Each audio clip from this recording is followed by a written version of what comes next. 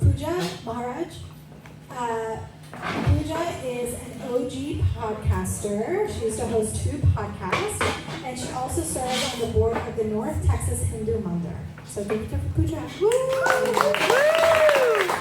I'm going to invite up Dan Sayed. Dan is the labor and employment attorney and professor at SMU. He's also a lead organizer of Dallas Muslim Flag Football League. So he's into sports, you guys. Okay, I don't know what that means. And lastly, but not least, and I'm sorry, it's so tight here. I love this joke.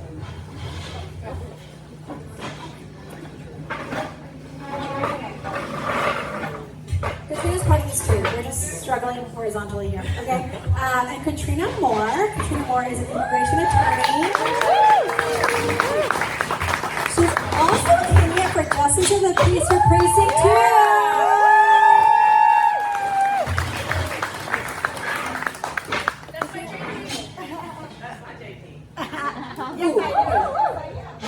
And fun fact, she is indigenous to the country, though through her maternal Native American lineage and U.S. family history going back to 1699. Wow. So go home, she is home. Okay, literally learning so many cool things that I love you. Seriously, ask all of your friends to send you a bio for no reason and a fun fact. You'll really like your friends.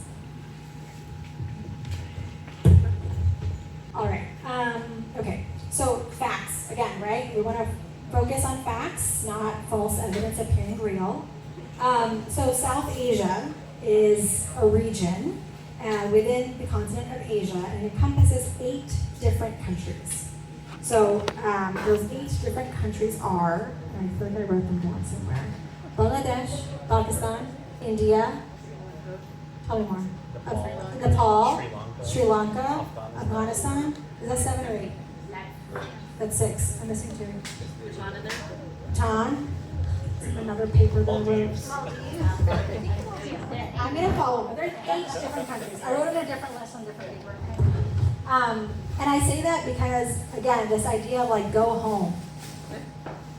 That's 8 different countries. Okay? We are all, Katrina aside, but she's really important to this topic too, okay? We are all South Asian. And I want you to know that we all come from different countries, and we all speak different languages with our parents or at home. And if any of these folks were to write down in their language, which honestly not all of us know how to do, but if we were to, the either could not read it. That's fact.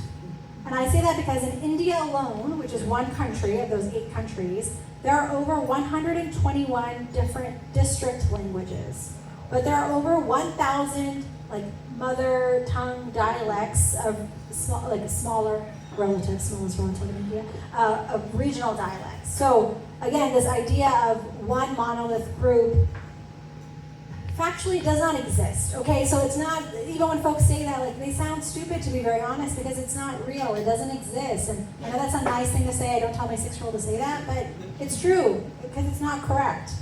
So again, I want everyone to know that. So because we all come from different, and we all come from different religious backgrounds too.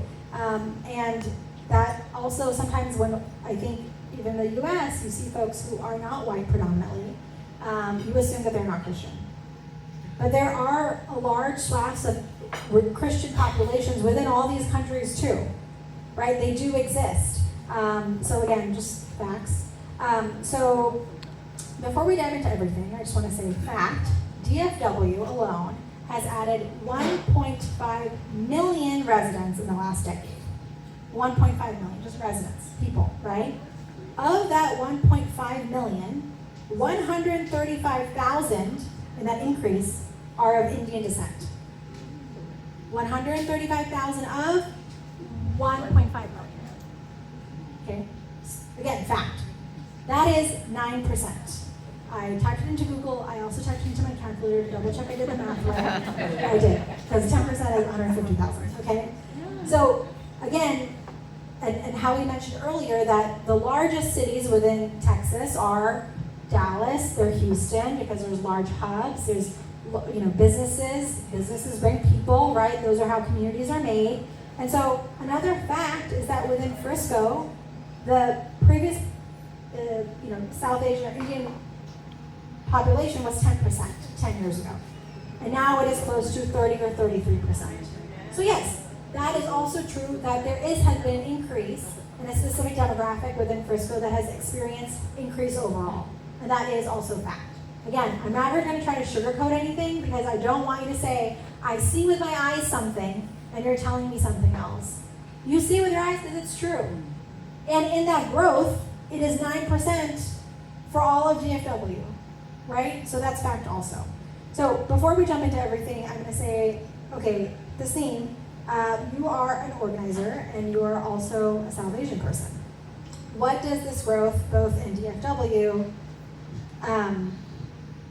overall, right? Again, I think that not just the demographics, but the infrastructure in DFW have changed drastically from the last 10 years. And where's Lynn Abercrombie?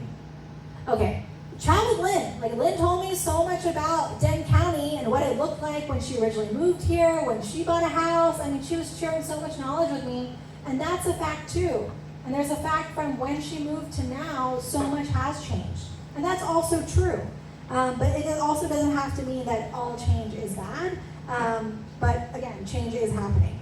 And so the same for both in DFW, but also for maybe South Asians, especially an organizer, what have you seen? And because there's been such an increase of growth, why do you think the focus is so much on Indians? And I say that because we hear a lot from the GOP specifically, and we're hearing a lot of this rhetoric from kind of a MAGA extremist Republican about this Indian takeover. There's always somebody taking over. First there's Muslims taking over, Indian taking over, everybody's taking over.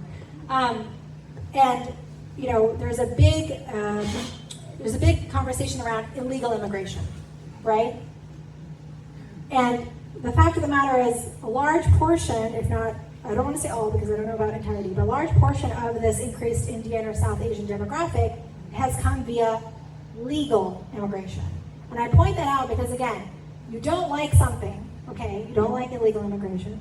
Some people do it legally, and you don't like that either. So, what is the solution here? Okay, so again, facts, right? False evidence bearing ground. So, Tasneem, take it away. You have about 3-4 minutes. Yeah, absolutely. Good evening. And assalamu alaikum.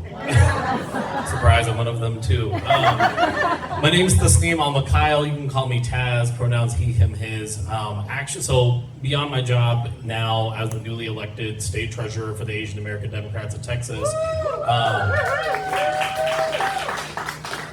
shout out to all of you we saw in Corpus Christi. Part of my day job is I'm actually a national organizing manager with Indivisible Project, where I cover 10 states across the South and the Midwest. Before that, I actually got my start in organizing, particularly in the immigration space. If any of y'all are familiar with the DACA program, with the Deferred Action for Childhood Arrivals, I was that. I was one of those folks. Surprised, it's not just our Latino cousins and brothers and sisters. It's something that applies to all immigrants, wherever you come from. I'm actually of Bangladeshi descent, so it's that little country right to the right of India. There's about 300 million of us across the world. The 7th largest language spoken in the world. Surprisingly, there's more of us in Italy than there are here in the United States, but it's just because we know how to make really good food. But to that point, to the question at hand, which is why are we seeing here such a concentration of visceral attacks on the South Asian community? The fact is that immigration policy here in the United States, the regulations behind it actually started off with the Asian American community. How many of y'all have heard about the Chinese Railroad, right? In the 1870s, actually the very first immigration policies that came to regulate was specifically for the Chinese American community. Before Brown versus Board of Education, there was Mamie Tate versus Hurley, where a Chinese American young lady was not being permitted to go to public education, and they sued the state of California and were able to secure and win those rights for Asian Americans, for immigrants, and desegregating schools in California. We also know, and we hear so many of the times, that by the occupant that's in the White House. You know, we hear the rhetoric that immigrants, you know, they're bringing their drugs, their rapists, their crime. That same exact rhetoric was used to describe Asian Americans back in the 1870s, right? And so this playbook is not a new playbook. It's the same exact playbook. It's the same exact cycle that we see with authoritarians, right? When you get a dictator in office, you're gonna have to expect dictatorial behavior, right? And they've had years and years of playbooks to be able to pull from and use that on their own communities. Collin County, right, has a population close to 20% of it is Asian American, predominantly South Asian, and that's right behind Fort Bend County, right? And so the natural thing to do is to blame the people who are coming to your backyard, right? The natural thing to do is to villainize the people who don't look exactly like you. It's easy, it's divide and conquer. It's not a new strategy whatsoever, right? We saw this with Ken Paxton going after the mosques in Plano. We see this attack on H-1Bs. The reality is that America has been running off of indentured servitude for a very long time, right? The fact is that we started off with enslaving and forcing Africans to come to this country. When we couldn't do that, we moved on to the next immigrant group, right? And we baited and switched a lot of these folks with the condition of citizenship. I actually grew up in Oklahoma. I organized a lot with indigenous organizers. They didn't even receive U.S. citizenship until the 1900s, right? And so this is historically baked in to the systems and machinations here in the United States. After 9/11, what agency did we see the creation of? The Department of Homeland Security, right? But the DHS was soon expanded into ICE and other agencies, and every single thing, and I want you to notice this, almost every immigrant group in the United States has almost a dedicated agency for them, right? And so this isn't anything new, but it's new to us. And so it requires all of us to make sure that we stand hand in hand. They're Asian immigrants, they're Black brothers and sisters, they're Latino cousins and brothers and sisters, to show that we actually have that shared set of values and that we can actually come out on top. So thank you.